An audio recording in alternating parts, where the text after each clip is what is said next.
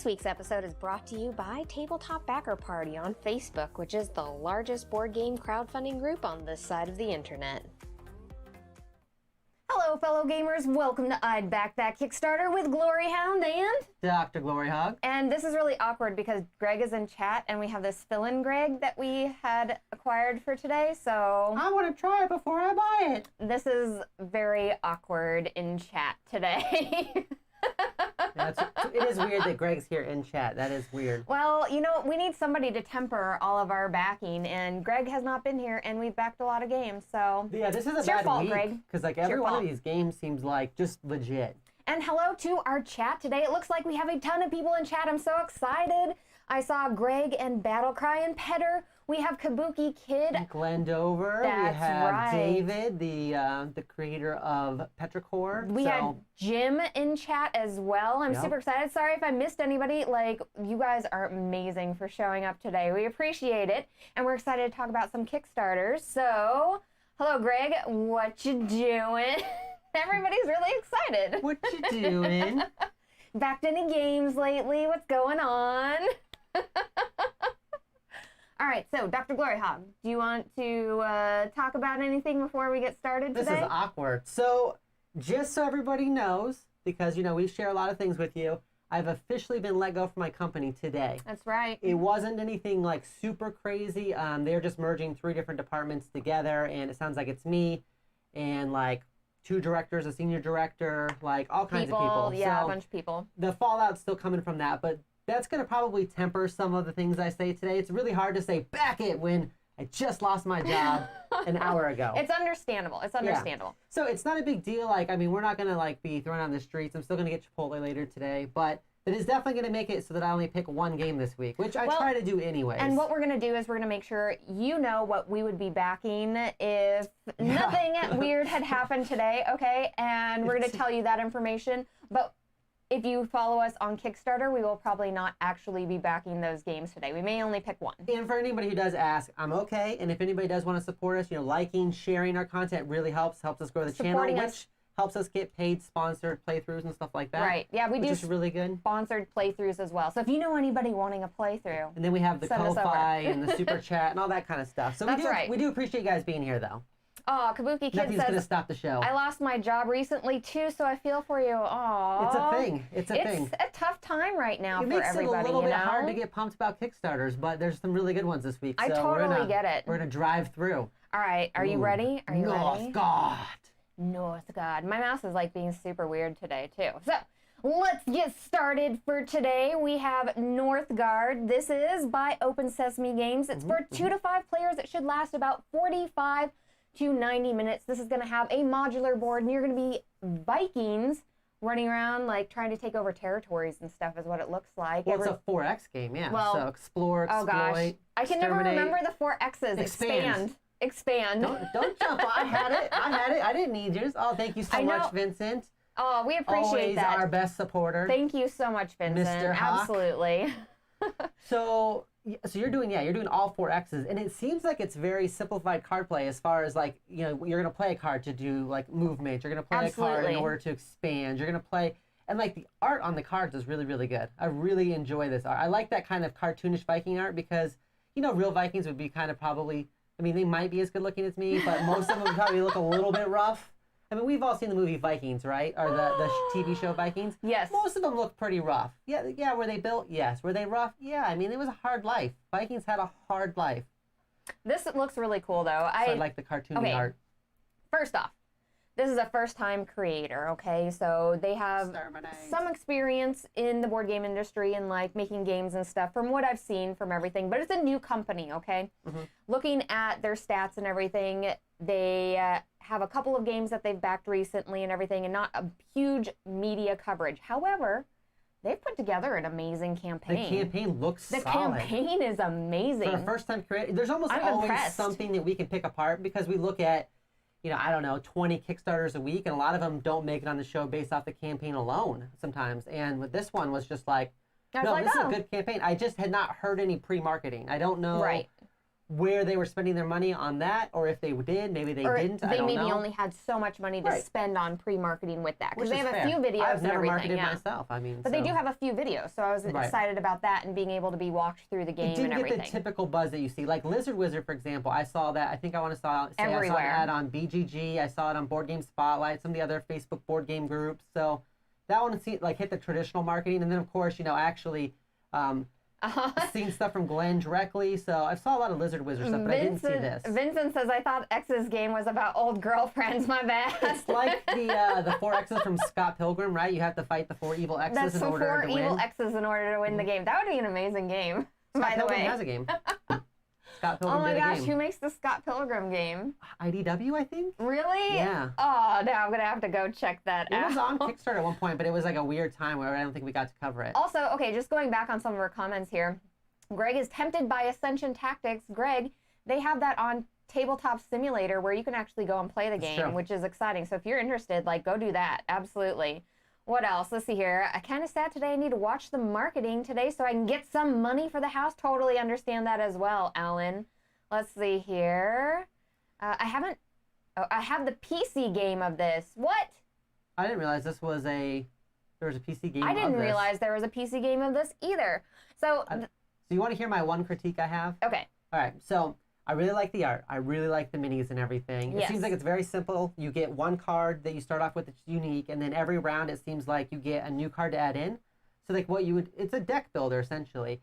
I don't know if you can get those extra cards, right? Because most deck builders, you can get more than one card a turn, so you can really fuel your deck. I think this one is you get one upgrade card every turn, I believe. So that will slow down that deck buildery feel. So you'll feel like most of your cards are the same as everybody else's until you get much later into the game. Right. And I like that you can either win through fame, or you can win by having these 3 distinct territories owned. So there's some that area controlling, which you always need for a 4X game. My only complaint is the map. I don't really dig the art on the map. Oh, okay, the art on the map. I was like, I like the modular part of the map. No, modular's fine. Well, hold on, and I love the fact that... Map art is hard, though. The modular form of this app is not like each tile is its own space, that in fact each tile is cut into 4 separate spaces or maybe 3 separate spaces, and that modifies the board whenever you're putting the modular tiles together. And I really, really like that. Yeah. And this isn't just about area control. You can put things... I'm talking strictly art. Oh, I'm sorry. We're talking about 2 different things right now, okay? I'm talking about just strictly of the art, because the theme is good and everything. The gameplay seems solid. My only critique is that the art of the board itself, I wish it was a little bit more... Well, some of the other tiles you put on, are kind of cartoony villages and stuff. I kind of wish there was more of that. So I felt like I was running around and grabbing up Britons and being like, "You're mine now," and all the awesome stuff that Vikings did that we don't talk about. Not enough lazy Susans for this game, says Battle Cry. I agree. One for every little tile. Far more lazy Susans for this game. I can't even buy a lazy Susan now. We actually played. What was it? I played Roadhog the other day, which is the perfect game for lazy Susan, because if you set it up, the bottom of those tiles have that rubberized bottom. Spin. So when you spin your lazy Susan board with the tiles on it, tiles won't move. Pieces might move, but tiles won't move, okay? And it's not a big deal if you your car goes flying off the map. It's not what the whole game is about. It's like, there's a car wreck, okay? It's a racing game. You kind of need to know where your car's at. I like how there's just the 2 editions. So they didn't get overambitious with 15 different versions of it and everything else. As we hit up Petrichor later, they've got different versions, but they handle it in a completely different way. Yeah, which we'll talk about later, I'm excited about as well. So, yeah, I like this one. I would not be upset to back this one. Okay, so the only nitpick I have for this campaign is the fact that the player decks are the same. Well, you get one new card. One clan card that's different, and then you get a new card every round. So then you build as you're going along. Yes. Okay. You get to pick an upgrade. I was under the assumption that so your starting deck is the same, and then, that makes complete sense. Right, now you can upgrade to axemen and other things and all that kind of stuff. And then there's some cool stuff I don't have any nitpicks on that. You can add creatures if you get the upgraded pledge, which is going to give you the creatures of Northgard and stuff, which gives you bears and all kinds of cool stuff. So it looks solid. I don't have anything bad to say about it. Greg says the Scott Pilgrim deck builder was by Renegade, I believe, which I'm going to look at now. There's a miniatures game, too, that it might have got canceled, but there was a miniatures game on Kickstarter at one point. Alan is bringing up some really good points in here. He says, what stands out about this game? Because I know Alan is not super excited about Northgard in general. I think that if you are a 4X player, an area control player, a miniature game player, this is definitely going to be calling out to you, and that may be the case for you, Alan. I wonder if this is kind of more like what I expected Blood Rage to be, right? Because I thought Blood Rage was going to be like this kind of like area control with Vikings, and it was going to be this thing, but it was really like all about your deck that you kind of built with Blood Rage, and it was super, super heavy area control that I got like trounced because of that. Right, where this has more deck building. This seems almost more like what I thought Blood Rage was going to be, which is there's going to be like expanding your clan, taking over territories, like just 4X. I thought Blood Rage was going to be a 4X when I got it, but it's not. It's area control. Honestly, this is almost like reminiscent of a game we just played recently, Undaunted, because you had deck building in it where you're building your deck. Undaunted, actually, the deck building is probably simplified a little bit more. Maybe. Because there's going to be less different cards. It's but you have areas that you're trying to control and everything. And this essentially is a war game. You're going through and you're trying to take over territories. Games can be a war game if you play it right. And then you're trying to build up... Throw a burrito, only one man leaves. You're trying to build up stuff in those areas and everything. So if you're not into those aspects, I can see where that wouldn't be super exciting. I think that they set a really good goal with it. I think they had to meet at least 50,000 for this, so I'm assuming they've done their homework and that their expectations for this game, they didn't set it really low where they're like, we're gonna have all these miniatures and we only need to meet $10,000, and then they meet that and they're like, oh crap, how are we gonna make this game if more people don't back, you know? There's your like, kitty. they didn't do any of that. I feel like they've got their stuff pretty well put together for being a first-time creator, and I'm really excited about this. Like, so, Alan, I like Blood Rage, but I haven't played it in a while because the last couple times I played, I've gotten really mad at her. So we don't usually play a lot of area control games when it's just one-on-one. There has to be other avenues. When we played just the two of us, we try to play games that you can choose when there's conflict. If it's all conflict all the time, that makes it bad business. Gives me like this horrible rage within myself where I'm just like, I'm like, why did you do that to me, Dr. Gloryhoundd?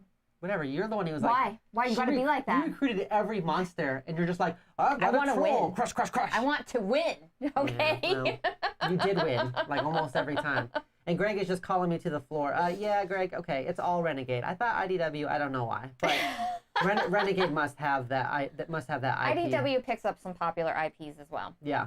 So the miniatures look great in this. And I like the clans. Like, look at that old goat clan. I have enough gray hair there that I could be part of the goat clan, I think. I hope that this campaign turns out fantastic. The starting price for this game is $59, which I think is totally legit as far as all of the miniatures and everything that you're getting. I agree with you. I think that the map art is a little bit muted compared to the rest of this, because look how pretty the art is for these figures. And the miniatures, it kind of reminds me of like that Vikings Gone Wild style art, you know, where it's like cartoonishly fun. Right? I'm just trying to help, Greg.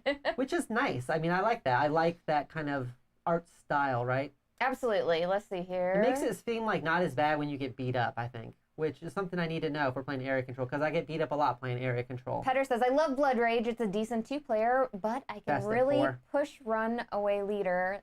Oh, best at 4. Yeah, absolutely. Yeah. I agree. I think Blood Rage is better at multiples. I think this would be fine at 2, though. Like, not a problem. And it does sound like there's, they're saying that there's creatures in both decks. You just get more creatures with the expansion. I'm in on this one. I don't see any reasons to not back this, honestly. I feel like this is great. I feel like it's got a good entry-level point where it's not super overly complicated, but in any 4X game with 2 different ways to win, you're going to have a lot of competition on the board.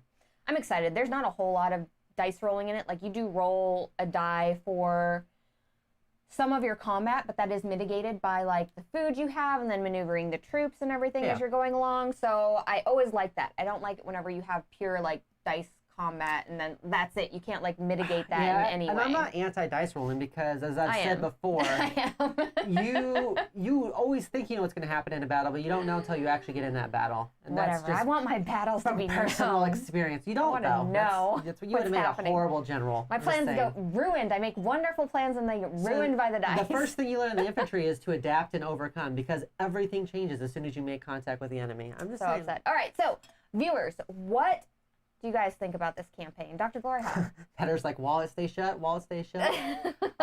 I want to back this one. I don't think this is going to be my #1 pick of the week, but I do really want to back this one. Right. If you are into first-time creators and making sure that they get support, this is an amazing campaign to try and support, because it looks like they're doing a really good job with it. As far as risk factor, they may be behind in their promising. You know what? Let me see when the delivery promise date is on this. July of 2021. That's a full year. Yeah, that's not. I'm gonna that say bad. it's gonna take at least maybe a year and a half with all the minis and stuff. If they're going through their first time mini process, if they were here, then they'd be able to tell us, oh, well, we have experience doing this. I might change my mind on that. They are on. Okay, where are they at? I'm just gonna say, well, they've been talking here and there. I'm just gonna say that when you call it a delivery promise, it's an estimate. It's an estimate. Yeah, it's definitely an estimate. With major companies have been a year late. It's a new company. Important to give first-time creators more leeway with their estimates, because if they're doing this their first run through, like 90% of the time it's going to be late, even if it's late 1 month. Like 90% of the time it's going to be late because they don't have relationships built with these manufacturers yet. Like stable relationships where they can go back and forth with these manufacturers and they know what is expected in the process. So that just happens, okay? So it says most of the minis are designed and the team has done some veteran industry. Oh, okay. Yeah. So that's fantastic to hear, Jim. That's excellent. Which is good. So that changes my mind with the estimated date. Like I said, first time creator, I always say, give them a little bit more time. Don't be upset if they're a little late or anything, but it sounds like they've really done their homework. I'm really impressed, Jim. Thank you. Like, it's always great running into one of these Kickstarters like this. And let's see here. Oh, okay. For Madagot. The ex-founder of Madagot, for instance. Oh. So yeah, they got many factories covered. That's amazing. I'm excited to hear that. If Sam Healy has jumped in. He's been in our live streams before, and if we're talking about a Viking game, you know he's here. For sure. For sure. Who doesn't love Viking games, right? Yeah, okay? and Glenn makes a good point. So Forbidden Games has done a couple games, but everybody's gotten hit by COVID. So yeah. I don't know. When I think of Kickstarter, it's something I'm ordering, and it's something that's exciting I'm going to get in the future. I don't expect it by a certain day because, heck, I've seen people getting like Here to Slay and Tiny Epic Dinosaurs, and I live in the same state as Gameland Games. Give me my game. I got it like 2 or 3 days later than other people, and I was like freaking out about it, even though I could literally drive down to their studio in like 20 minutes. Well, I know that some people who are new to Kickstarter might watch our show, and I always want to like preemptively like let them know that, okay, like don't be too hard on the companies because they got a lot of stuff going on, and I feel like you have to be less hard on first-time creators because I of will that. say that makes sense though that they've got some veterans in here because the way the campaign's set up is it just looks good. I think they did such a good job. I think what Alan's hinting at, the only thing that it might be kind of missing is that it's kind of like, it seems kind of a little bit generic, right? Okay. So if you've already got a lot of Viking games or you've got a lot of, other things, I could see you could maybe pass over on it because you're like, oh, it's just another Viking 4X game. But I think it really depends on what you've got in your collection. Put together, except Ellen isn't maybe feeling the hype from it. Like, oh my gosh, like I must buy this because of XYZ. Like that sort of thing. Right. And I think the only way you can really do that is by having like a story tie-in or a really in-depth story. And I don't see that on this right now, but that doesn't mean that there's not lore in the game. It looks amazing. I would back this game.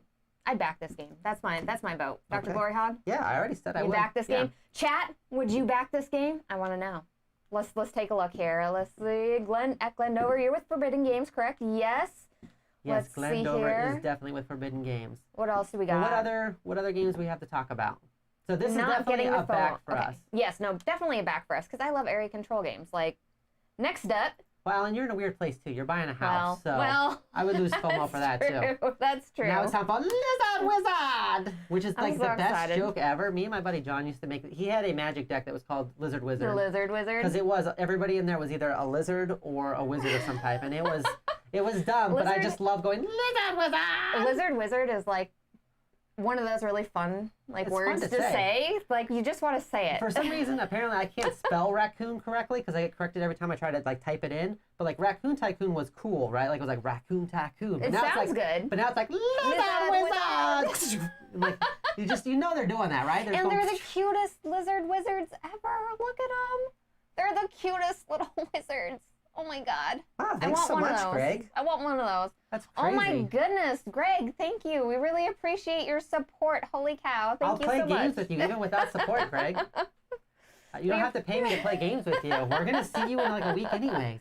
So Lizard Wizard is by Forbidden Games. This is for 2 to 5 players. Yeah. It should last about 90 minutes, and these are the people that did Raccoon Tycoon. Question.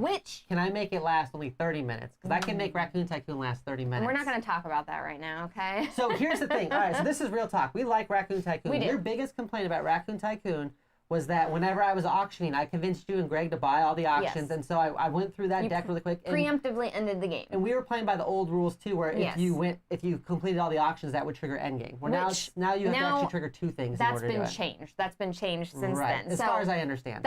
That's been helpful to the game. So that was our biggest complaint about it. This though has is like even different more, depths. because now you get to so not only are you trying to collect like familiars and then collect the reagents and stuff, and then have your different schools, then you're also delving into a dungeon, which is like very push your luck as you're going through this. I love a Fatal Paper Cup. Lifts up, Greg. Huzzah! Yeah, so I'm like a huge fan of Raccoon Tycoon, and this has that same idea, but then it's more in depth. I feel like this is like, you've got Raccoon Tycoon as a 1. This is like a 1.5, right? It's like that next evolution. This is Raccoon Tycoon on Lizard Wizard steroids, okay?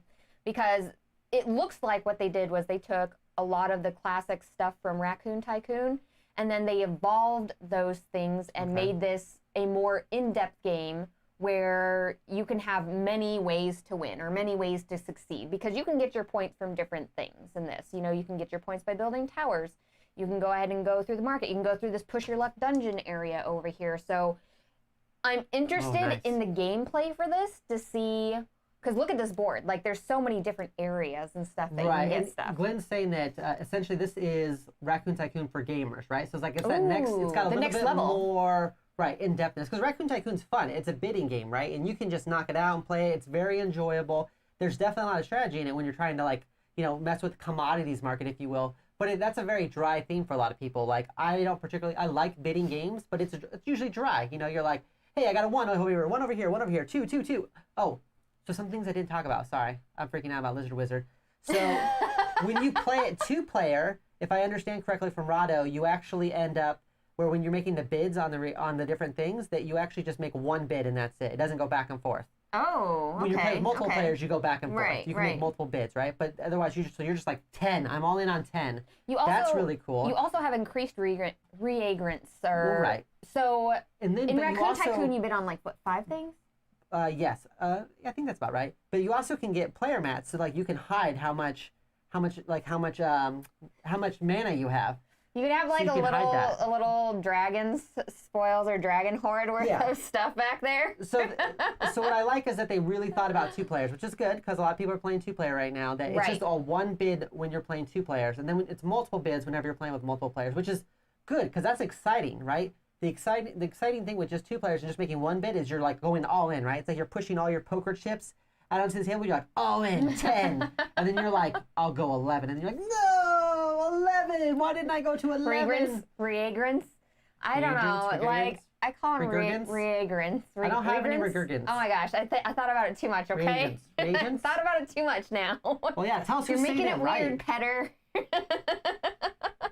Reagents. All right, so I think I'm saying it right. Glenn says true. 1 bid for 2 players.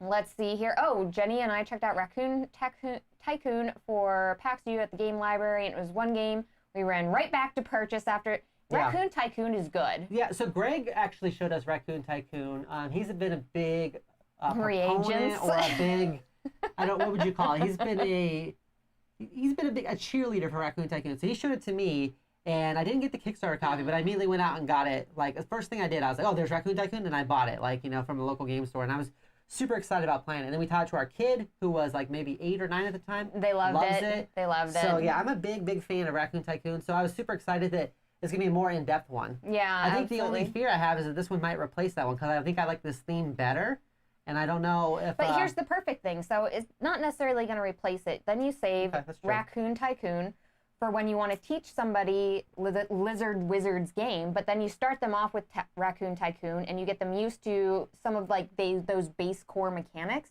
Right. Or even to younger players or to people who are newer to the hobby, you can introduce them to that, and then you can go and all right, now that you've learned that, we can go play Lizard Wizard. So it's like, okay, now that you feel like you're a big fat cat, right? And you're now that you're a fat cat, and you're like, a greedy little trash panda. Now it's time to be a Lizard Wizard, Harry. Now we have to have a friend named Harry, just so I can actually.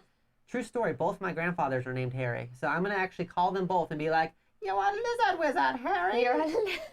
And neither one of my grandpas will understand, and that's cool. Also, you know what? Although I loved the Raccoon Tycoon art, because who doesn't love like little animals and like stuffy little like costumes and stuff? So cute. I think I really like the art in this better. I love the artwork on the board in this. Like, well, the theme lizard is cooler, wizards look right? amazing. Little baby dragons. Yeah, the theme look is just, it fits so fantastically. I love how that theme like perfectly transitioned. You know, this game transitioned into this theme like perfectly, and I just love it, okay? Your mother's a lizard. Wizard. See, that changes everything, because if someone was to call my mother a lizard, then them's fighting words. But if you said she's a lizard wizard, I'd be like, you know, you're that. Like, heck yes. Treat yourself. That's true. Yeah, obviously, I'm all in on this one. I love this one. And I got to play with Greg's, like, you know, Kickstarter version of Raccoon Tycoon, and the components were really nice. So I kind of want to go all in on this one. So the base price for this game is $49, which is $49. That's not bad at all. Yeah. I'm gonna back this game. Greg literally I'd back this game. Greg literally just gave us $49. Let's spend it now. Let's spend this money and let's buy this game. He's gonna be so disappointed in us.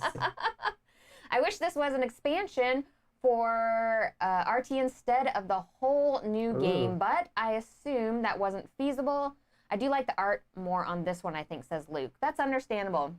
And you know what? It's the same artist. I just think it's a little bit darker, right? I think that it's like the goth version of Raccoon Tycoon, where you're like, you start off and you're like, yeah, you know, I'm kind of big around these parts, and now it's like, this is the goth version. Hangs out in the cemetery. They would have had to release like so many different expansions to get Raccoon Tycoon to this lizard wizard level, and I don't think that was really an option. It was just an option for them to make another game with it, and I think that's better in a way for it. So Greg says it's okay to spend his money as long as we play it with him afterwards. Okay, that's fair. That is fair. That's fair. So if you guys haven't figured out, this is my number one of the week. I think it's going to 100% get to the table a ton. I really enjoyed its predecessor, so if you're going to add a little bit more complexity, that's even better. I'm 100% in on this one.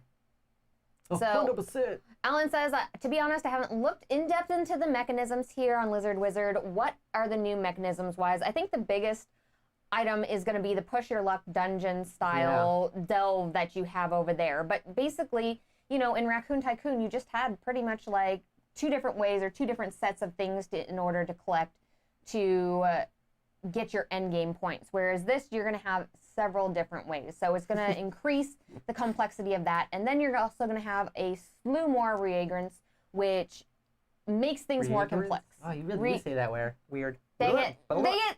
Regrants. Some magical stuffs, okay? You're going to have magical stuffs. Throw a frog. So David says that next, he likes the wordplay, right? So next is going to be a heavy euro about beavers running a butcher shop called Beaver Cleaver. That's next. Oh my God. Glenn, you need to get on that. You better copyright before David makes Beaver Cleaver, because David makes games too. Oh my God, yes, David, yes. Beaver Cleaver. You're going to see two publishers fight it out right now in the comments over who gets to make Beaver Cleaver. I think Daryl Anders is actually making a beaver game too. So you guys better get on it. Oh my goodness. You better get to the table. That was like crying level of, that was fantastic. Yes. Oh, so we need that. Paper Cut just says ingredients. You should go back to ingredients. I'm going to use magical stuffs from now on. I'm not saying it anymore, okay? I'm not saying reagents. Reagents. Yeah, I say reagents. Regurgitants. No, I'm saying magical stuffs you need to get. Regurgitants is when you throw up. So yes, in chat, let me know if you would back Greg's this game. all in on Beaver Cleaver. I'm excited. I'm excited about this game. Dr. Gloryhogg said he'd back it. Yeah. I would back this. If somebody makes Beaver Cleaver, can you please make us the first player token? Yes. Yeah, or at least a card in it or something. I want to be a beaver that's like chopping stuff. I think a bunch of different games and like Tiny Epic Tactics, there's like a pig in it. And I'm like, that's me. That's Gloryhogg. It's not true. And then there's a Gloryhound in Heavy Hitters, yeah. And I was super disappointed that they did not consult me for that. Yeah, no. I feel like that. Now we were small. Like they didn't even know about me. We were just podcasting at the time, but still, they should have known better. All right. Next up, we have Tutankhamun. This is by 25th Century Games. It is for 2 to 6 players and should last about 20 minutes. This is a classic Reiner Knizia game that reimagined. They have made by some Chad Elkins. amazing changes on, okay? So first off, components-wise on this here. And we actually did a playthrough of this. So if you want to check that out after this, head on over to our YouTube channel and look it up. It's like we played only on a few days ago. Tabletop Simulator. That's right. Simulator. Now, in this game, not only did they change the art, I love the box design that they're going to be doing for this. It's right there. Your scoring's on the box. Right there. So you get to score them. I really like it when game companies can implement the box so inventive. in a good way, right? Because some have done it like kind of as a gimmicky way, but you're going to have this box out. It's got a cool like art to it as you're going down the Nile River. You get to the end. I think you should move your little thing over there. Oh, hi, kitty. You're not supposed to be up on the table. You know this. Okay. So I really like that. And then if you go for the deluxe edition, they're adding all kinds of stuff in there. And then you put your tiles in the box and everything. And there's going to be that little coffin inside there. And you throw your tiles that you've disposed of in there for the end. I think that blue one looks like Nefertiti. So good. Okay, and then here's the other thing that they added to it was the godly powers. And this is a full change in the game. This is what makes the game worth redoing, I think. Are you my mummy? No. The god powers, they're variable powers that you can do. That they all do different things. They let you get things that you've already passed, which usually, essentially what you're doing in the game is you're trying to collect tiles. And once you've passed it, if both players have passed it, all those tiles go away, right? Right. They're no longer in play. They go into the underworld, into the depths. And you're trying to collect the majority of tiles, right? So you really don't want that stuff to go in there. So what the gods will let you do is like manipulate the tiles ahead of you or go back in the past and take tiles from the underworld and bring them back to life, all kinds of really cool things. And it makes sense. They all make sense thematically with what they are, right? That is true. You're not going to mess around with the underworld unless you're like the god of death. Battle Cry, that is true. All of the hieroglyphics on these tiles are definitely just bathroom humor. Absolutely. I'm sure Chad took detail for that, okay? But yeah, the godly powers in this completely changes the game. Because before, once you saw the tiles laid out and everything, you couldn't necessarily like predict who was going to win, but you could go through and really try to maximize and minimize the tiles that you're landing on. And if you got select tiles, you could know about like, 3/4 of the way through the game who was going to win. And that was just going to be it. Yeah. With the godly powers, it really changes things. Are able to pull things out of the underworld. You're able to change tiles on the board. You're able to move things around. Like, you're able to use godly powers that are in the underworld to then use on the table. Like, you can use a god to get a god to do a god. Right. Well, that's weird. That's weird, Dr. Gloryhogg. But that allows you to rearrange the board as you're playing, which means that you have more options to choose instead of just going along this Nile and going along this board and this trail and then picking what you want. You get to change everything and maybe stop players from doing things, maybe. Right, like, so if I'm like going along, you can sit there and manipulate the tiles ahead of me and take a tile that I was planning on getting and move it to the very end. And a lot of times the game will end before you get to the end. So like you're making it so I can't score that tile. And this is essentially a race.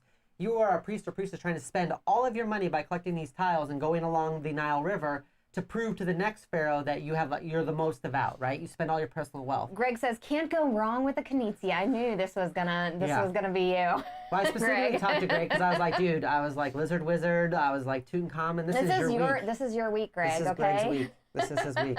Look at these screen printed wooden pieces. Oh, those look amazing. Chad did such an amazing job with this game. Yeah, because there's the base and then there's the look at the little deluxe. boats. Look at the little boats. Oh my God. Okay, hold statues. on. Is this, okay, this is the Pharaoh's edition here. I believe that's the deluxe. Is that the deluxe? Hold on, I'm going down. I'm looking, hold on. So it's $29 for the standard edition and it's $44 for the standard plus the playmat and $49 for the Pharaoh's edition. Right. Pharaoh's edition is where it's at. Look at this. And the playmat's pretty sweet too because it just adds more, more theme. The tiles are wooden? What? Hold on. I didn't look, since we played the game, I didn't look a whole bunch into the Kickstarter. Yeah. Those tiles are wooden. It makes it weird when you play the game a bunch, right? Because we've already played this like 4 or 5 times. So it's like... I did not get this in the reveal, okay? Yeah. The boats will absolutely float, Vincent. Yes, you are correct.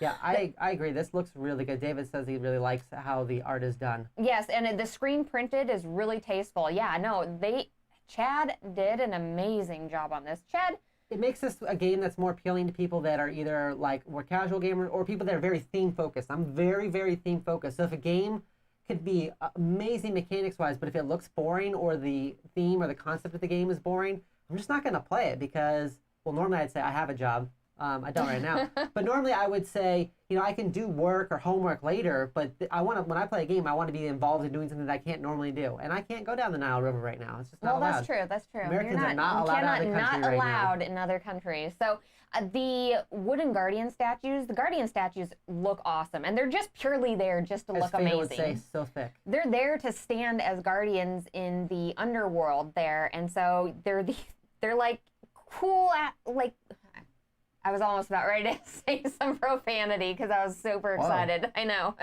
They are super cool looking figures. And I'm excited to have them. All screen printed. Okay, I'm excited. This is going to look amazing on the table. It's going to bring gamers to your table to play with you. And it's a fast game too. It's like a 30-minute game. It's going to be easy to teach. It's fast to set up. Like this is going to be fantastic. I'm so excited. What is this?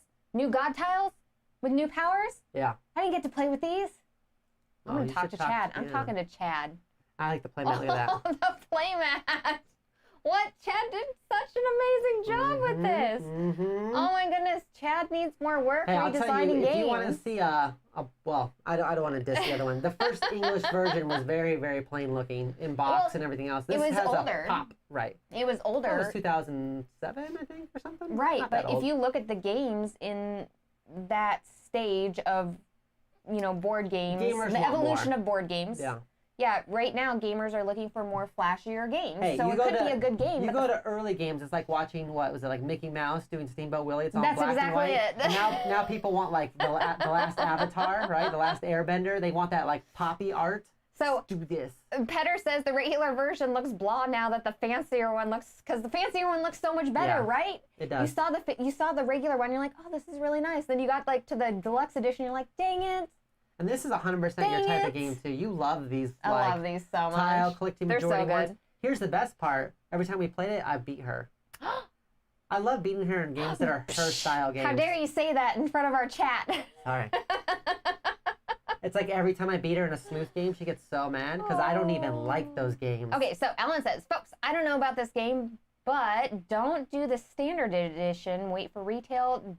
Do go deluxe. Right, we've discussed this before. If you're going to get the standard, you might as well wait for the friendly local game store because it'll be there. It'll be there. Get the deluxe. That's why you're on Kickstarter. Everyone has different money issues and everything else, but if you can get the deluxe, this one is one that you get deluxe on. Denied denial. That's right, the Americans are denied part of denial. Sophisticated. That's none of my business. Oh my goodness. This is a solid Reiner Knizia game. The upgrades made it more feasible to play in today's market because it's been upgraded essentially mechanically a little bit. You need a little bit more. You do need a little bit more now because, things that were created a while ago, there's not that many of them that stand up to... Well, almost all the best art components are coming from Kickstarter now. Before, there were certain companies that you're like, oh, this company always puts out wood bits, and that's so cool. Now almost all the best innovations are happening on Kickstarter. Well, I love the fact that Kickstarter is pushing companies to do more innovative things. That's what it is there's so much stuff happening on Kickstarter. I'm almost surprised when I get a game that's just like, oh, everything's cardboard.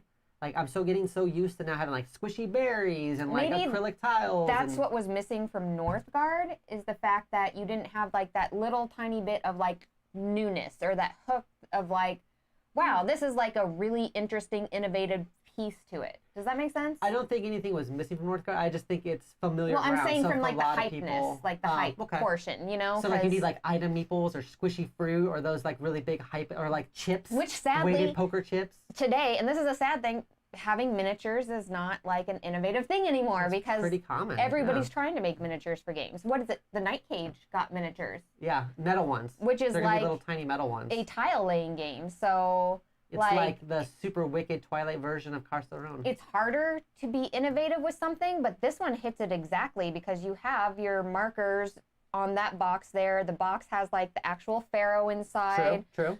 This has all these tiny little things that just make gamers go wow, you know what I'm saying? And I think that's maybe what things that make you go. The first one was missing because it seems like a solid game, but being on Kickstarter, you almost need to have that extra little tiny drive piece that goes, this is why this is different.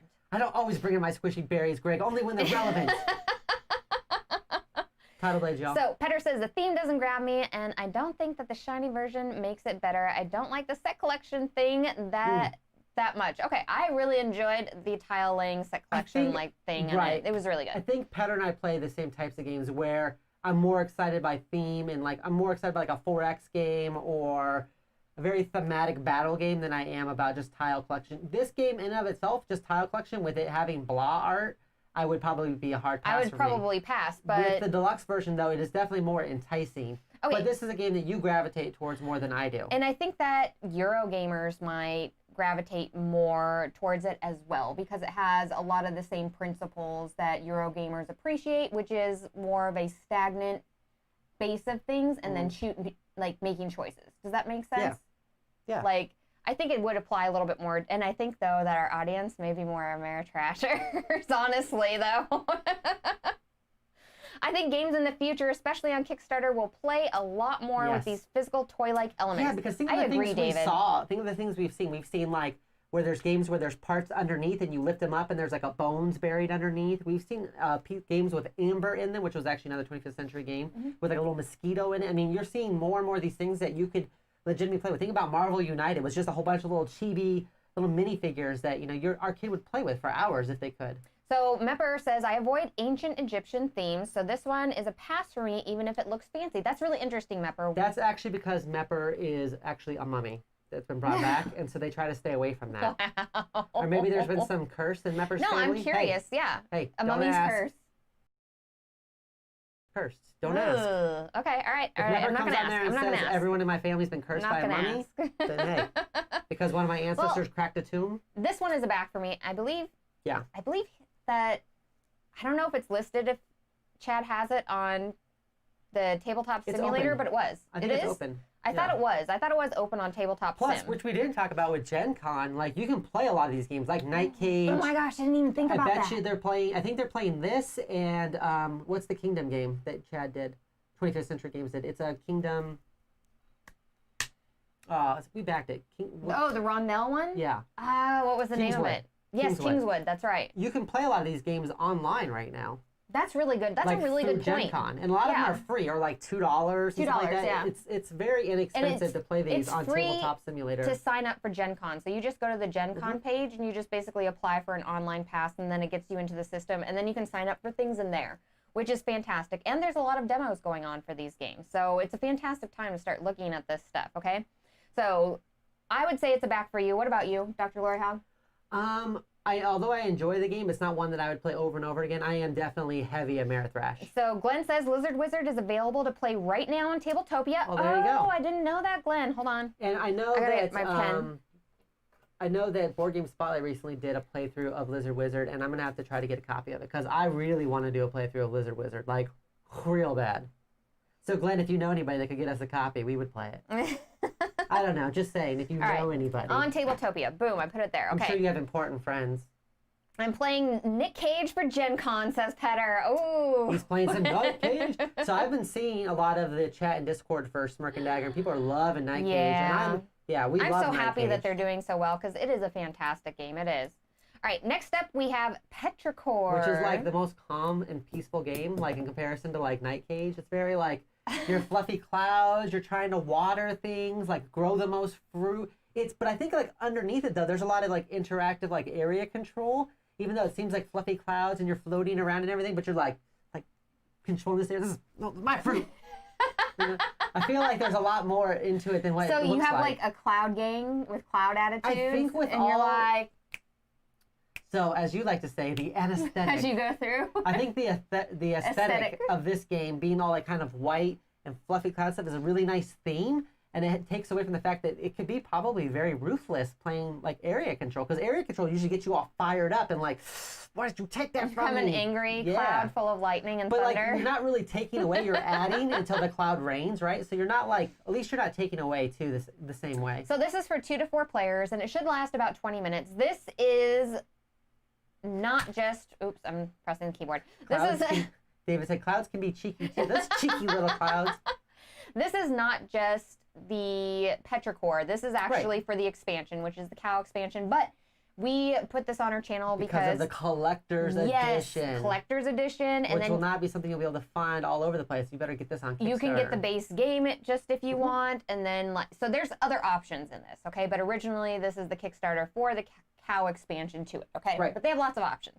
But yes, Dr. Gloryhougg. Like we were talking about, this game has a ton of different pledge levels, and normally that for me is like, all right, there's so many pledge levels, but right, because it gets to a point where you're like, you don't know which one to back. But what they did that was really good with this is you got a nice infographic that says who this is for. This is if you want just the base game. This is if you want the new content.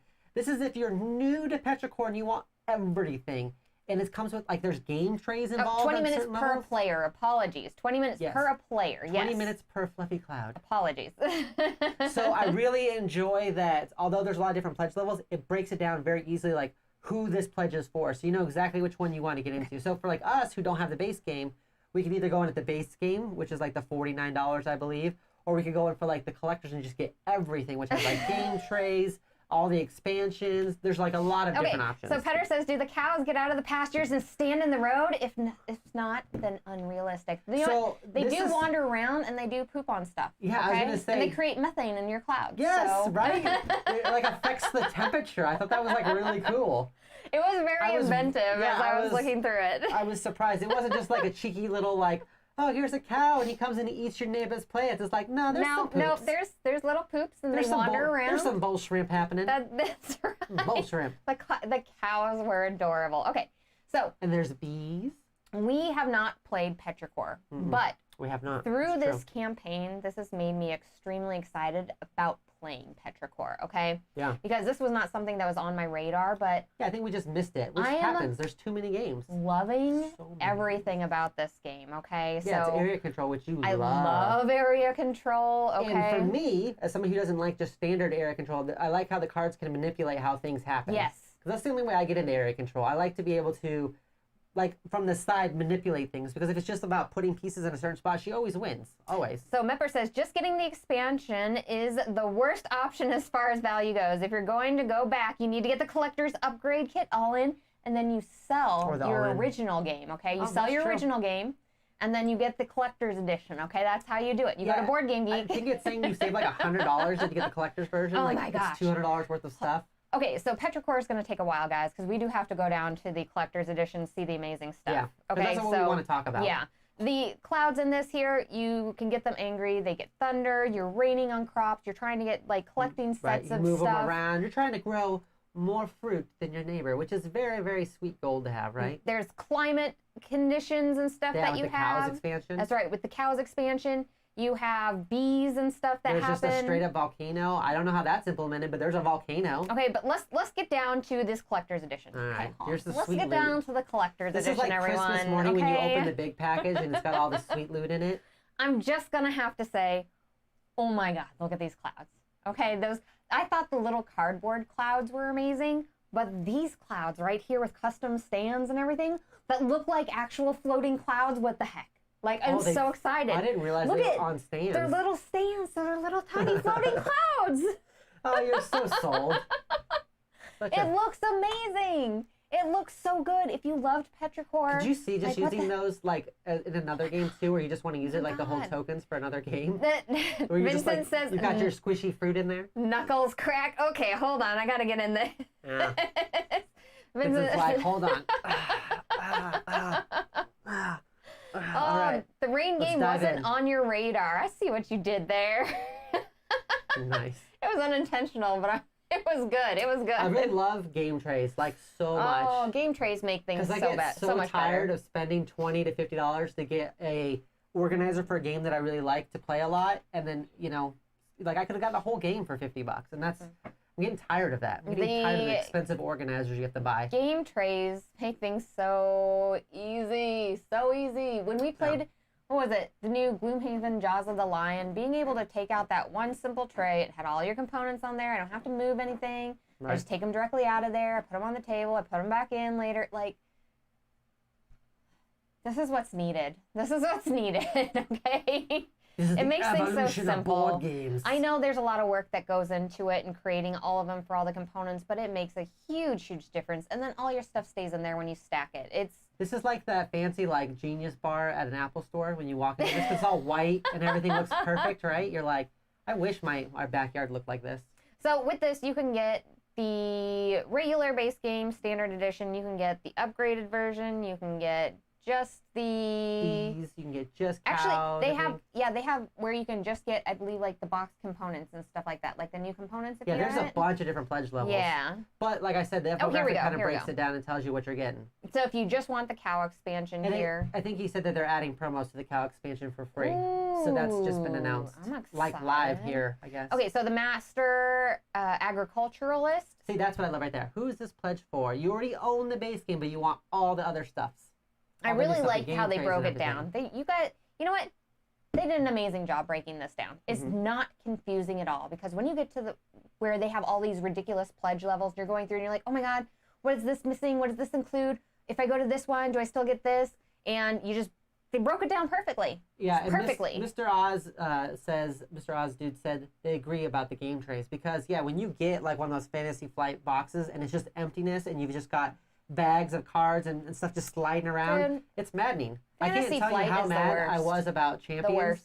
Like Marvel Champions, and that it's just like, it's a card game, but it doesn't have a good Nothing actually fits in there, too. Yeah. It's like, you're like, what? Like, so bad. Everything's sliding. You can't even fit I was cutting up like cardboard to like put in the slots to keep stuff in, and then it still bounces back and forth. And I'm like, I don't want to expand into this universe if I have to immediately buy something to make this work for me, which we did. We had to go and buy something else. Yeah, no, having it all made especially for your game and everything makes everything so nice and easy. It's that next level touch, right? It's the difference between getting a car and then getting a car with like automatic windows and power locks and all that stuff. It's just like that upgraded version just feels like it's more intuitive and more of just what you need. And then let's just be legit. So $99 for this Eternal Fields all-in is an amazing price. For all of the game trays, you're getting 3 different expansions with the game. You're getting the original base game and everything. Like, yeah, $100. Like that's very, very reasonably priced. I'm excited. I'm so excited about this game. You know what? I'm gonna have to say, everyone, I'd back this, and this was my #1 for the week. This is your #1 for the week? This was my #1 for the week, everyone. This was it. I hate when our #1s don't match up, because then it sounds like we're getting 2 games. Now it's gonna be a game battle.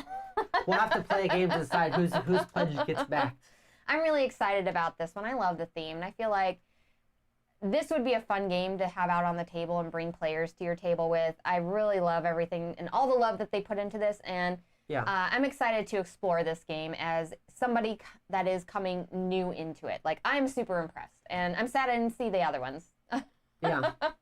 I remember seeing it at one point in time, but I think I saw it in a shop. Like, I didn't see it, like, on Kickstarter. Well, the cover of it is pretty, but it didn't, like, draw me in, you know? I wasn't like, oh my gosh, what is this? And then they use Petrichor, which is probably a word that not a lot of people know very well, you know? I guess that's true. And so I think I may have probably passed by this and not even thought about it. I would have gone, oh, okay, I know nothing about that game, because of it. That smell and sensation you get right before rain, Petrichor. Right. Even if you know what it means, doesn't relate to like, oh, this is going to be like an area control game. With clouds and stuff like that. So I could see that. I think I maybe missed that because of that. But after actually going in depth into this game and everything and looking at everything it had to offer, I was really excited about this game and playing it. Like, I am super excited. So how many of these would you back, Gloryhound? Was it all of them or just 3? Yeah. The only reason why I wouldn't back more is just because, like we talked about earlier, Lizard Wizard, I think, is the one that I want to play the most right now. Right. Absolutely. So that is always the hardest thing. So when we go through these games, I'm going to switch over to our main things. When we go through these games, like, there's a reason why I want to back all the games. It's because Dr. Gloryhogg looked through Kickstarter, chose a bunch of Kickstarters, I re-looked through them, and I picked my favorites. So there's always a reason why I personally want to back all of these games, because they're my favorites for the week, and I'm most excited about them. Dr. Gloryhogg, I think, is probably a little bit more on, like, the medium bracket, and then we usually have Greg here, who's on, like, the far end, and is like, I don't even like Kickstarter. Because I add specifically games to the list that I know, like, oh, this is a war game, you'll probably like this, or oh, this is a tile game, I think you'll like this, which aren't games that I would normally gravitate towards. So I'm actually usually yeah, I come off as being more the moderate, where like Right. I like a lot of the games, but there's some that I'm not instantly drawn to some games. Which in the you are. past, previously when the show started, I would pick everything. So like I always was wanting to back everything. So like this show is like a whole show just for me to convince Dr. Gloryhogg on backing things, Backing honestly. everything. Yeah. And then Greg's there to be like, don't do it. So Dr. Gloryhogg is like, you're the person in the middle, and usually I'm like, back all the things, back all the things. And then Greg's over here, he's like, don't do it, man. Don't do it. Kickstarter's a trap. It's a trap. Yep, and then you make the final decision on it, you know? Don't act like I make the final decision. Hey, let's just be real. That Kickstarter counts in your name, and I don't get those emails. So we got something in yesterday that I didn't know about. So I'm the angel on the shoulder, says Greg, and David says, "Woot for the Petrichor backing." And so in chat, I want to know if you are backing this game, if you have it at home, if you're going for like the super fancy version. Like, I'm excited to know what you guys are backing like an on instant this. win there. The cat is the devil.